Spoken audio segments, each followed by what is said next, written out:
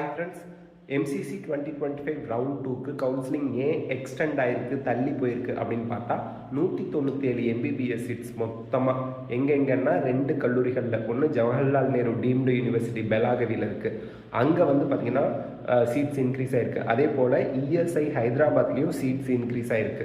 இந்த 2 கல்லூரிகள்லையும் சேர்த்து 197 சீட்டு ஆட் ஆகியிருக்கிறதுனால அதுக்கு சேர்த்து கவுன்சிலிங்கில் சீட் மேட்ரிக்ஸில் ஆட் பண்ணி எக்ஸ்டெண்ட் பண்ணியிருக்காங்க. அது மட்டும் இல்லாமல் ஃபிசிக்கலி சேலஞ்ச் ஸ்டூடெண்ட்ஸ் ஃபஸ்ட் ரவுண்டில் பார்ட்டிசிபேட் பண்ண முடியாமல் போயிருந்தது அப்படின்னா அவங்க கம்பீட்டன்ட் அத்தாரிட்டி கிட்ட சர்டிஃபிகேட் வாங்கி பார்ட்டிசிபேட் பண்ண முடியாமல் போன ஸ்டூடெண்ட்ஸ் வந்து செகண்ட் ரவுண்டில் அவங்க திருப்பியும் போய் அந்த கம்பீட்டன்ட் அத்தாரிட்டி கிட்ட ஃப்ரெஷ்ஷாக சர்டிஃபிகேட் வாங்கிக்கலாம், ஃபஸ்ட் ரவுண்டில் வாங்காதவங்க.